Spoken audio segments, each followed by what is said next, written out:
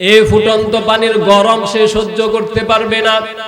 এই ফুটন্ত পানির গরম সহ্য না করার কারণে সে আল্লাহ তাআলার কাছে ফরিয়াদ করবে, দরখাস্ত করবে, মালিক আজকে কোন মহা বিপদের মধ্যে পড়লাম, যেটাই চাই সেটাই আমার জন্য, আমাদের জন্য বিপদ হয়ে আসে, আমাদের শান্তির কোনো ফায়সালা নাই, আমরা এটা থেকেও মুক্তি চাই। তখন তারা আবার অন্যান্য খাবারের জন্য দরখাস্ত করবে। আল্লাহ তাআলা বলেন, অন্য খাবার যখন তারা চাইবে, আল্লাহ তাআলা বলতেছেন, ওয়ালা তুআমুন ইল্লা মিন গিসলিন। এই খাবার যখন তারা সহ্য করতে পারবে না, তারা কান্নাকাটি করতে থাকবে, তারা যখন পাগল হয়ে যাবে, আল্লাহ তাআলা বলেন, তখন আমি তাদেরকে আরেকটা খাবার দান করব। ওই খাবারটা হলো রক্ত এবং পুজ দ্বারা তৈরি। বলেন নাউজুবিল্লাহ। তাদেরকে তখন রক্ত এবং পুজের খাবার দেওয়া হবে। এটাও তারা সহ্য করতে পারবে না, এই খাবারও তারা গ্রহণ করতে পারবে না। অসহ্য যন্ত্রণায় ছটফট করতে থাকবে, যে ছটফটানি দুনিয়ার কোনো মানুষ কখনো অনুধাবন করতে পারবে না। দুনিয়ার কোনো কান কখনো এমন কথা, এমন ছটফটানি শুনে নাই।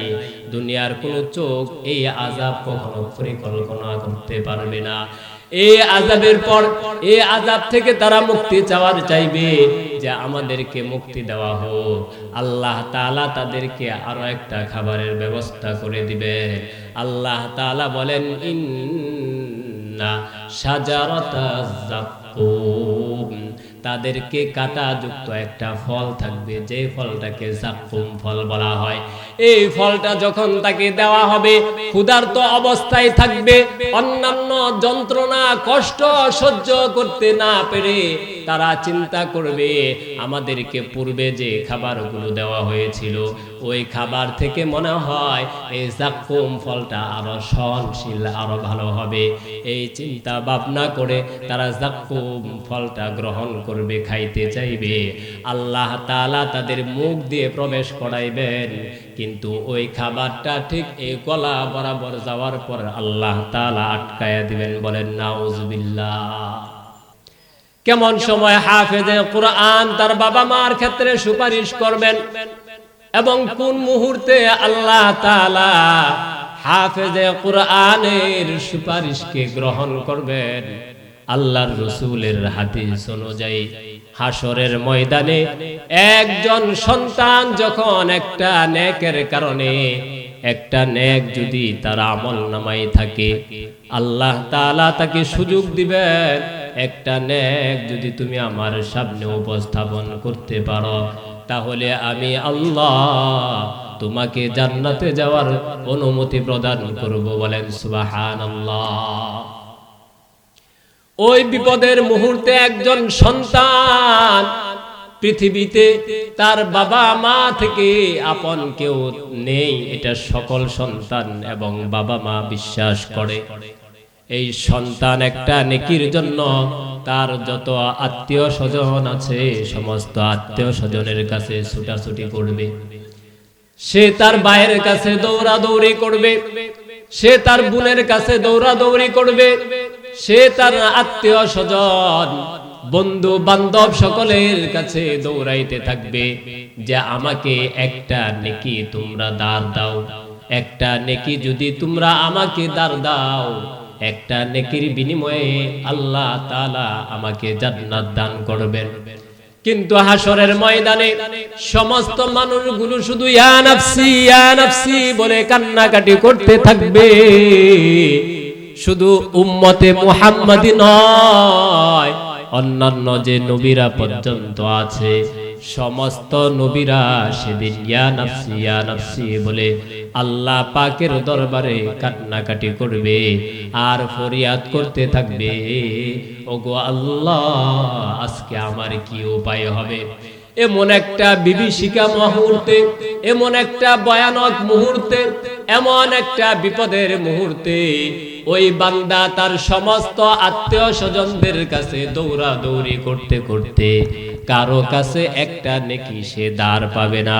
অবশেষে সে তার মায়ের দরবারে ফিরে যাবে। মাকে গিয়ে বলবে, মা, দুনিয়ায় থাকাকালীন সময়ে দুনিয়ার সূর্য আলো বাতাস আমাকে দেখানোর জন্য তুমি 10 মাস 10 দিন পর্যন্ত অসংখ্য অগণিত যন্ত্রণা তুমি সহ্য করেছ, যে যন্ত্রণা দুনিয়ার কোনো মানুষ সহ্য করতে রাজি ছিল না। 10 মাস 10 দিন পর্যন্ত তুমি আমাকে তোমার গর্ভের মধ্যে ধারণ করেছ। 1 কেজি ওজনের জিনিসটা হাতের মধ্যে 1 ঘন্টা 2 ঘন্টা থাকলে সেটার ধারণ ক্ষমতা বান্দা হারা ফেলায়। ওই বান্দার কাছে একটা জিনিস 2 ঘন্টা থাকলে তার কাছে এটা অসহ্য লাগে, যন্ত্রণার বিষয়বস্তু হয়ে দাঁড়ায়। ও মা, 1 দিন নয়, 2 দিন নয়, 1 মাস নয়, 2 মাস নয়, 10 মাস 10 দিন পর্যন্ত তুমি আমাকে দুনিয়ার মধ্যে গর্ভে ধারণ করেছিলা। এত কষ্ট যন্ত্রণা আমি তোমার গর্ভে থাকাকালীন সময়ে দিয়েছিলাম, একবারের জন্য তুমি উফ শব্দ করো নাই।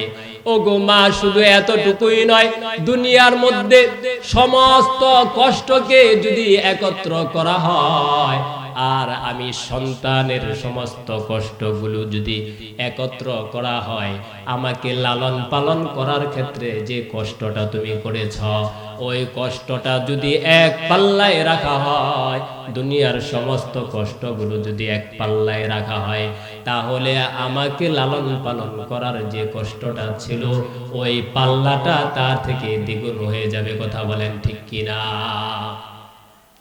ও মা, দুনিয়ায় থাকাকালীন সময়ে তুমি আমার জন্য এত কষ্ট, এত ত্যাগ আমার জন্য করলা। আজকে আমি একটা নেকির জন্য কাঠগড়ায় দাঁড়ায় গেলাম, একটা নেকির জন্য আমার জাহান্নাম ওয়াজিব হয়ে গিয়েছে, জাহান্নামের ফয়সালা হয়ে গিয়েছে। আমার মালিক যেহেতু রহমান, আমার মালিক যেহেতু রহিম, এই 2 নামের উসিলায় তার বান্দাকে সুযোগ দিয়েছে, অফার দিয়েছে যে একটা নেকিও যদি আজকে তোমার আমলনামায় দেখাইতে পারো, তাহলে আমি আল্লাহ তোমাকে জান্নাতে যাওয়ার অনুমতি প্রদান করব। বলেন সুবহানাল্লাহ। ও গো মা, দুনিয়ায় এত কষ্ট করলা, আজকে আমাকে একটা নেকি তুমি দাও, ওই একটা নেকির বদৌলতে আমি জান্নাতে যাব। ওই মা সেদিন বলবে, দুনিয়ায় আমার কোনো বিয়ে শাদী হয় নাই, সুতরাং সন্তান প্রসব করার তো কোনো প্রশ্নই আসে না। তাহলে চিন্তা ভাবনা করেন যে কতটা ভয়াবহ অবস্থা সেদিন হবে। শুধু এতটুকুই নয়, প্রত্যেকটা হাফেজে কুরআন তার বাবা মাকে কোন বিপদ থেকে মুক্তি দান করবে আল্লাহ তাআলা তার কালামের মধ্যে বলেন। আল্লাহ তাআলা তার কালামের মধ্যে বলেন, ওয়াসুকুমা আন হামিমা ওয়া গাসসাকা। গত মাহফিলে আলোচনা করেছিলাম যে প্রত্যেকটা জাহান্নামী আল্লাহ তাআলার কাছে কয়েকটা ফরিয়াদ করবে, ওই ফরিয়াদগুলো আল্লাহ তাআলা অ্যাকসেপ্ট করবেন না, গ্রহণ করবেন না। সর্বশেষে একটা ফরিয়াদ করবে, ওই ফরিয়াদটা হলো আল্লাহ তাআলার কাছে বলবেন, ওয়ানাদা আসহাবুন নারি আসহাবাল জান্নাতি আন আফিদু আলাইনা মিনাল মাই আও মিম্মা রাযাকাকুমুল্লাহ। সেদিন প্রত্যেকটা জাহান্নামী আল্লাহ তাআলার কাছে ফরিয়াদ করার সুযোগ যখন হারায়া ফেলাইবে, তখন জান্নাতীদেরকে লক্ষ্য করে বলবে, ওগো জান্নাতীরা, আল্লাহ তাআলার কাছে অনেকগুলো সুযোগ চাইলাম, আল্লাহ তাআলার কাছে বললাম আমার আযাবটাকে হালকা করে দেওয়া হোক, ইউখাফফিফ আন্না ইয়াওমান মিনাল আযাব, আমার আযাবটাকে হালকা করে দেওয়া হোক। আল্লাহ তাআলা আমার আযাবকে হালকা করলেন না, মুক্তি চাইলাম মুক্তি দিলেন না, মৃত্যু চাইলাম মৃত্যু দিলেন না। সর্বশেষ তোমাদের কাছে ফরিয়াদ জানাই, আল্লাহ তাআলা তোমাদেরকে অসংখ্য অগণিত নিয়ামত দান করেছেন। তোমাদেরকে যে নিয়ামতগুলো দান করেছেন, ওই নিয়ামত থেকে পানি অথবা অন্য যে নিয়ামতগুলো আছে, ওই নিয়ামত থেকে সামান্য পরিমাণ নিয়ামত আমাদেরকে দান করো। এই কথা বলার সাথে সাথে জান্নাতীরা উত্তর দিবে, ক্বালু ইন্নাল্লাহা হাররামাহুমা আলাল কাফিরিন। আল্লাহ তাআলার জান্নাতি বান্দারা সেদিন বলবে, এই নিয়ামতগুলো তোমাদের জন্য আল্লাহ তাআলা হারাম করে দিয়েছে। কোনোভাবে যখন সমস্ত সহযোগিতা থেকে বঞ্চিত হবে, সর্বশেষে তারা আরো কয়েকটি দাবি করবে। এক নাম্বার দাবি হলো ওয়াসুকু মাআন হামিমান ওয়া গাসসাকা। জাহান্নামীদেরকে আল্লাহ তাআলা 10টা আযাব দান করবেন। ওই 10টা আযাবের মধ্যে এক নাম্বার আযাব হলো আগুন দিয়ে তাকে শাস্তি দিবে। আগুন দিয়ে যখন জাহান্নামীদেরকে শাস্তি দেওয়া হবে, দুনিয়ার আগুন যখন আপনার হাতের মধ্যে স্পর্শ হয়, তখন হাতের মধ্যেই ব্যথা যন্ত্রণা হয়, অন্য কোনো জায়গায় ব্যথা যন্ত্রণা হয় না। কিন্তু জাহান্নামের যে আগুনটা রয়েছে, ওই আগুনটা আপনার যেখানেই স্পর্শ করুক না কেন, আপনার পুরা শরীরের মধ্যে যন্ত্রণা শুরু হয়ে যাবে। জাহান্নামীদেরকে আগুন দিয়ে যখন আযাব দেওয়া হবে, জাহান্নামীরা আল্লাহ তাআলার কাছে ফরিয়াদ করবে, ও আল্লাহ, আমাদেরকে এই আগুন থেকে পানি ঠান্ডার ব্যবস্থা করে দেন। আল্লাহ তাআলা সাথে সাথে আগুনকে রূপান্তরিত করে ঠান্ডা করে দিবেন। এমন ঠান্ডা করে দিবেন, ঠান্ডার কারণে ওই মানুষগুলো আবার আল্লাহ তাআলার কাছে ফরিয়াদ করবে, ঠান্ডা সহ্য করতে পারতেছি না। এমন ঠান্ডা হবে, শীতের দিন যখন প্রচন্ড ঠান্ডা থাকে, বাতাস থাকে, তখন যে মোটর সাইকেল চালায়, হাতের আঙ্গুলের মধ্যে বাড়ি দিলে শব্দ পাওয়া যায় না। হাত ঠান্ডা পানি দৌত করলেও বোঝা যায় না যে হাতের উপরে পানি পড়তেছে। তার শরীরটা এমন ভাবে বরফের কারণে ঠান্ডা হয়ে যাবে, তখন সে আবার আল্লাহ তাআলার কাছে ফুটন্ত পানির প্রার্থনা করবে যে আমাকে গরম পানি দাও, আমি গরম পানি পান করতে চাই। আল্লাহ তাআলার কাছে বলবে ওয়াসুকু মাআন হামিমান ওয়া গাসসাকা, আমাকে গরম ফুটন্ত পানি দেওয়া হোক। আল্লাহ তাআলা সাথে সাথে এমন গরম পানির ব্যবস্থা করবেন যে গরম পানিটা পান করার সাথে সাথে তার শরীরের সমস্ত গোশতগুলো, সমস্ত জিনিসগুলো বাতের মারের মতো তার পায়খানার রাস্তা দিয়ে বের হয়ে যাবে। বলেন নাউজুবিল্লাহ। এই ফুটন্ত পানির গরম সে সহ্য করতে পারবে না। এই ফুটন্ত পানির গরম সহ্য না করার কারণে সে আল্লাহ তাআলার কাছে ফরিয়াদ করবে, দরখাস্ত করবে, মালিক, আজকে কোন মহা বিপদের মধ্যে পড়লাম, যেটাই চাই সেটাই আমার জন্য, আমাদের জন্য বিপদ হয়ে আসে, আমাদের শান্তির কোনো ফায়সালা নাই, আমরা এটা থেকেও মুক্তি চাই। তখন তারা আবার অন্যান্য খাবারের জন্য দরখাস্ত করবে। আল্লাহ তাআলা বলেন, অন্য খাবার যখন তারা চাইবে, আল্লাহ তাআলা বলতেছেন ওয়ালা তুআমুন ইল্লা মিন গিসলিন। এই খাবার যখন তারা সহ্য করতে পারবে না, তারা কান্নাকাটি করতে থাকবে, তারা যখন পাগল হয়ে যাবে, আল্লাহ তাআলা বলেন তখন আমি তাদেরকে আরেকটা খাবার দান করব। ওই খাবারটা হলো রক্ত এবং পুজ দ্বারা তৈরি। বলেন নাউজুবিল্লাহ। তাদেরকে তখন রক্ত এবং পুজের খাবার দেওয়া হবে। এটাও তারা সহ্য করতে পারবে না, এই খাবারও তারা গ্রহণ করতে পারবে না। অসহ্য যন্ত্রণায় ছটফট করতে থাকবে, যে ছটফটানি দুনিয়ার কোনো মানুষ কখনো অনুধাবন করতে পারবে না। দুনিয়ার কোনো কান কখনো এমন কথা, এমন ছটফটানি শুনে নাই। দুনিয়ার কোনো চোখ এই আযাব কখনো পরিকল্পনা করতে পারবে না। এই আযাবের পর এই আযাব থেকে তারা মুক্তি চাইবে যে আমাদেরকে মুক্তি দেওয়া হোক। আল্লাহ তাআলা তাদেরকে আরো একটা খাবারের ব্যবস্থা করে দিবেন।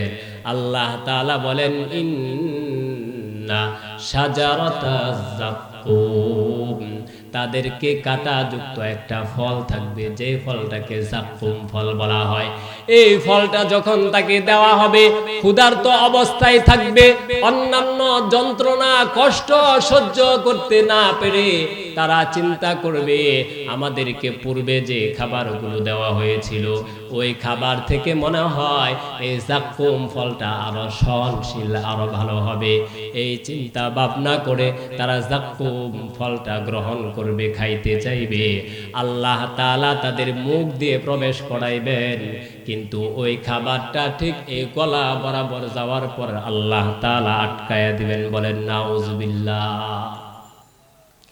এই যাক্কুম ফলটা যখন তারা খাইতে চাইবে, খাওয়ার সাথে সাথে আল্লাহ তাআলা তার কণ্ঠনালীর মধ্যে এই খাবারটা আটকায়া দিবেন। দুনিয়ার মধ্যে যদি আমরা মাছ খাই, একটা কাঁটা যদি বিদ্ধ হয় যন্ত্রণার শেষ থাকে না। আর যে ফলটা খাবে ওই ফলের চতুর্দিকে কাঁটাযুক্ত থাকবে, ওই কাঁটাটা তাকে সেকেন্ডে সেকেন্ডে কষ্ট দিতে থাকবে।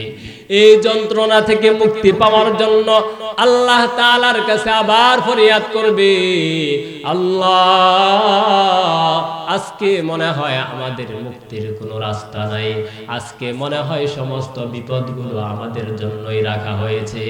এখান থেকে আবার মুক্তি চাইবে। এখান থেকে মুক্তি চাওয়ার পর আল্লাহ তাআলা তাদেরকে মুক্তি দিবেন না। আল্লাহ তাআলা বলেন ইন্না আ'তাদনা সালাসিলা আগলালাও ওয়া সাঈরা।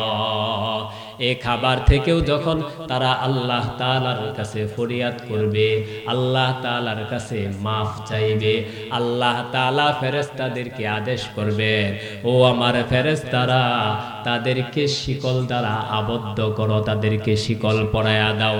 আল্লাহ তাআলার পয়গম্বর বলেন যে এই শিকলটা দুনিয়ার সাধারণ কোনো শিকল হবে না, দুনিয়ার সাধারণ কোনো বেরি হবে না।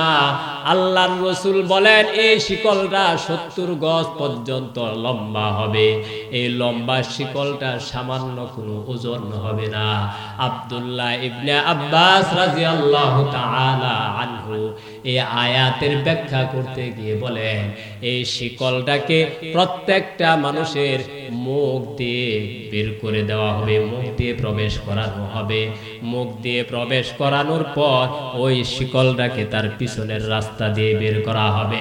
পিছনের রাস্তা দিয়ে কি এমন ভাবে বের করা হবে, বর্তমান সময়ে এই কথা বোঝা খুব সহজ যে আমাদের হোটেলগুলোর মধ্যে যে শিক কাবাব হয় এবং গ্রিল রান্না করা হয়, ওই গ্রিলের মধ্যে যেমন মুখ দিয়ে শিকলটাকে ঢুকানো হয় আর পিছন দিয়ে বের করা হয় এবং নিচ থেকে গ্যাসের আগুন জ্বালিয়ে দেওয়া হয়। যতক্ষণ পর্যন্ত আগুন জ্বলে ততক্ষণ পর্যন্ত সেটা জ্বলতে থাকে।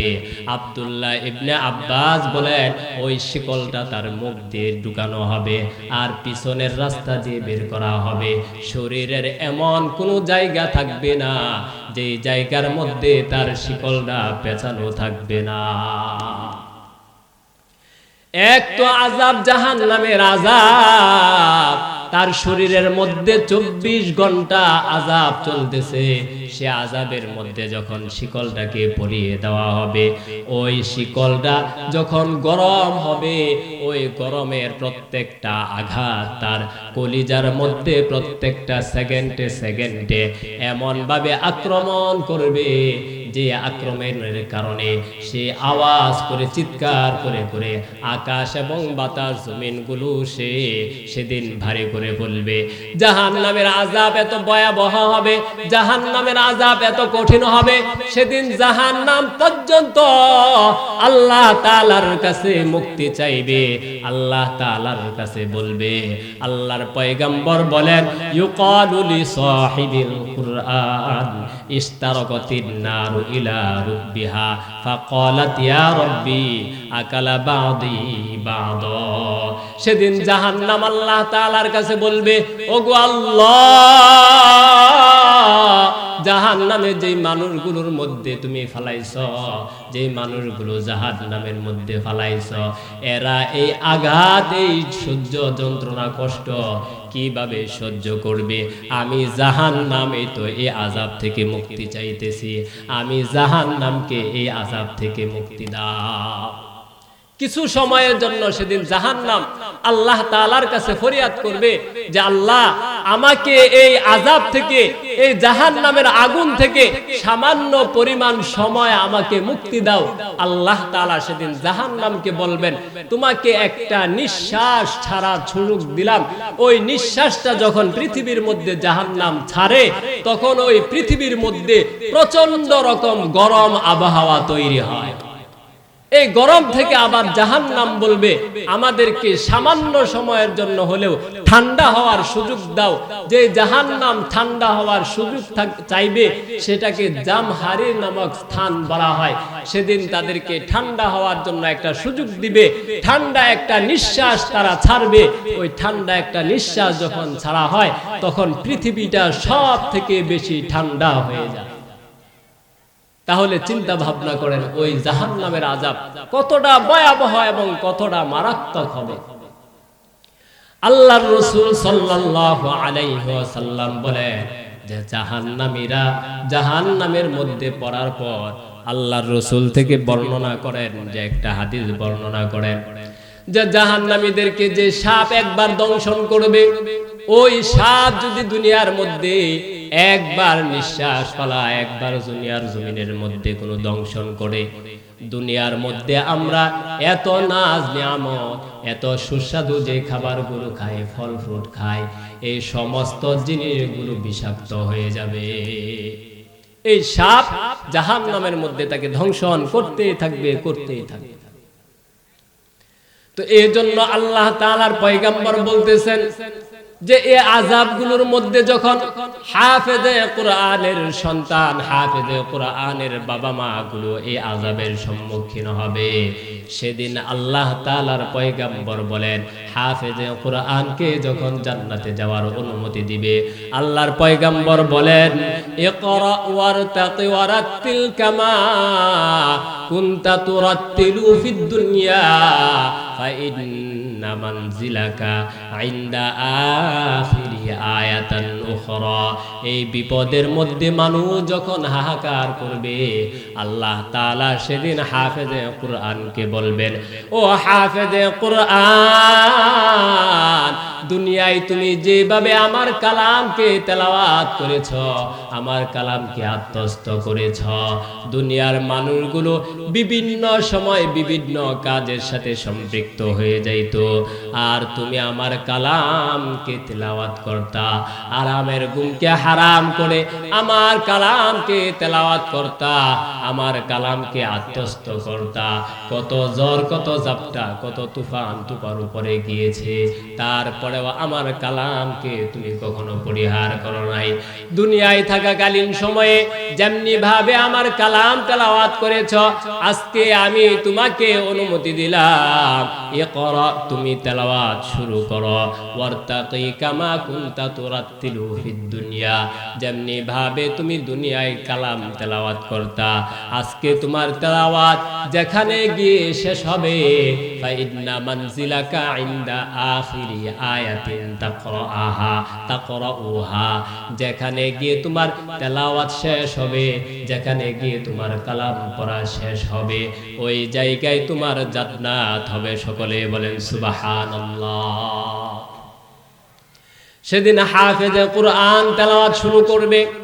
হাফেজে কোরআন তেলাওয়াত শুরু করতে করতে 6236 নম্বর আয়াত, যেখানে তার আল্লাহর পয়গম্বর বলেন, হাফেজে কোরআনকে যখন জান্নাতে যাওয়ার অনুমতি দেওয়া হবে, হাফেজে কোরআন যখন জান্নাতে যাওয়ার জন্য রওনা হয়ে যাবে, জান্নাতে যাওয়ার জন্য রওনা হওয়ার পর সে যখন দেখতে পারবে সে জান্নাতে যাইতেছে, আর তার বাবা মা জাহান্নামের মধ্যে পতিত হয়েছে, জাহান্নামের মধ্যে আক্রান্ত হয়ে গিয়েছে, জাহান্নামের মধ্যে তাদেরকে নিক্ষেপ করা হয়েছে। ওই দিন ওই হাফেজে কুরআন আল্লাহ তাআলার কাছে ফরিয়াদ করে কান্নাকাটি করে বলবে, ওগো মালিক, আজকে আমি একলা জান্নাতে যেতে চাই না। দুনিয়ায় থাকাকালীন সময়ে আমি যাদের মাধ্যমে দুনিয়া দেখলাম, যাদের মাধ্যমে আমি দুনিয়া চিনলাম, যারা আমাকে না খেয়ে খাওয়াইতো, না পড়ে পড়াইতো, ওগো মালিক, দুনিয়ার মধ্যে সেদিন হাফেজে কুরআন ফরিয়াদ করে বলবে, ওগো মালিক, দুনিয়া দেখার জন্য সব থেকে বেশি কষ্ট এবং ত্যাগ যিনি করেছে তিনি হলেন আমার মা। আমার মা আমাকে গর্ভে ধারণ করার পর দুনিয়ায় যখন গেলাম, দুনিয়ায় যাওয়ার পর 2 থেকে 2.5 বছর পর্যন্ত আমার সমস্ত আবর্জনাগুলো আমার মা পরিষ্কার করেছেন। আমার দেখাশোনার সমস্ত দায়িত্ব 24টা ঘন্টা যিনি আমাকে সময় দিয়েছেন তিনি হলেন আমার মা। সুতরাং আমার মাকে দেখা যায় জাহান্নামের মধ্যে, আমার মাকে জাহান্নামের মধ্যে রেখে আমি কিভাবে জান্নাতে যাই? আমার জান্নাতে যাওয়া এখানেই ব্রেক করলাম। আমি জান্নাতে যেতে চাই না যতক্ষণ পর্যন্ত আমার মার জান্নাতের ঘোষণা না হবে। আল্লাহ তাআলা সাথে সাথে ওই হাফেজে কুরআনকে অনুমতি দিবেন, ও হাফেজে কুরআন, তুমি তোমার মাকে নিয়ে জান্নাতের মধ্যে প্রবেশ করো। জান্নাতের দিকে হাঁটতে থাকবেন, এমন সময় হঠাৎ করে দেখবেন অসংখ্য অগণিত মানুষের ভিতরে তার বাবার চেহারাটা পর্যন্ত দেখা যায়। সে চিন্তা করবে যে বাবা আমার জন্য এত কষ্ট করেছে, এত শ্রম দিয়েছে, যে বাবা তার শরীরের সমস্ত কাপড়গুলো ময়লা হয়ে যাইতো, ছিঁড়ে যাইতো, ঈদের মধ্যে পর্যন্ত ওই পুরান ছিঁড়া কাপড়গুলো পরিধান করে ঈদগাহে যাইতো, কিন্তু আমি সন্তানকে নতুন জামা কাপড় পরাইয়া আমাকে ঈদগাহের মধ্যে পাঠাইতো। যে বাবা মা আমার জন্য এত কষ্ট করেছে, মাদ্রাসায় পড়াকালীন সময়ে প্রত্যেক মাসে 3000 2000 করে টাকা দিয়েছে, যে টাকা ইচ্ছা করলে আমার মা আমার বাবা যদি খরচ করতো সুন্দরভাবে চলতে পারতো। সুতরাং যে বাবা এত কষ্ট, এত শ্রম, এত ত্যাগ দেওয়ার পর আমার বাবা থেকে দেখা যায় আজকে জাহান্নামে। সুতরাং আমার বাবার জান্নাতে যাওয়ার ঘোষণা যতক্ষণ পর্যন্ত না হবে ততক্ষণ পর্যন্ত আমি জান্নাতে যাব না। আমার বাবাকে সাথে নিয়ে তারপরে আমি জান্নাতে যাব। আল্লাহর পয়গম্বর বলেন, সাথে সাথে আল্লাহ তাআলা ওই হাফেজে কুরআনের ক্ষেত্রে ঘোষণা দিয়ে দিবেন, ও হাফেজে কুরআন, একজন নয়, দুইজন নয়, তিনজন নয়, তোমার যে কথাবার্তার আচরণ আমার মনে হয় তুমি একের পর এক সুপারিশ করতেই থাকবা। দরকার নাই, আল্লাহ তাআলা সাথে সাথে তাকে ঘোষণা করে দিবে, ও হাফেজে কুরআন, এমন 10 জন ব্যক্তির ব্যাপারে তুমি সুপারিশ করো। কুল ফি আশরাতিম মিন আহলি বাইতিহি কুল্লুহুম কদ ওয়াজাবাত লাহুন নার, যে 10 জনের ক্ষেত্রে জাহান্নাম ওয়াজিব হয়ে গিয়েছে, জাহান্নামের মধ্যে ফেলা হয়েছে, এমন 10 জন মানুষের ক্ষেত্রে তুমি সুপারিশ করো, ওই 10 জনকে আমি জান্নাত দিয়ে দেব। বলেন সুবহানাল্লাহ। তো আজকে আমাদের সন্তানগুলো হাফেজ হবে, এখান থেকে পাগড়ি গ্রহণ করবে। দুনিয়ায় থাকাকালীন সময়ে আল্লাহ তাআলা বলতেছেন যে এই কালাম সাধারণ কোনো কালাম নয়, এই কালাম যে গ্রহণ করবে এটা কেমন কালাম? আল্লাহ তাআলা বলেন, যালিকাল কিতাব লা রাইবা ফি হুদাল লিল মুত্তাকিন। দুনিয়ার মধ্যে যদি একজন মানুষ ছোট্ট একটা চটি বইও লেখে, তার পৃষ্ঠার সমাপ্তি যখন হয় তখন বলে, প্রিয় গ্রাহক, আমার এই লেখার মধ্যে, এই বইয়ের মধ্যে যদি কোনো ধরনের ভুল ভ্রান্তি থাকে তাহলে সে ভুল ভ্রান্তিগুলো আমাকে স্মরণ করিয়ে দিবেন, আমি শুধরানোর জন্য চেষ্টা করব। বলে কিনা বলেন? আল্লাহ তাআলা যে কালাম সৃষ্টি করলেন 6236 আয়াত, এই আয়াতের মধ্যে আল্লাহ তাআলা বলতেছেন, যালিকাল কিতাবু লা রাইবা ফিহি হুদাল লিল মুত্তাকিন।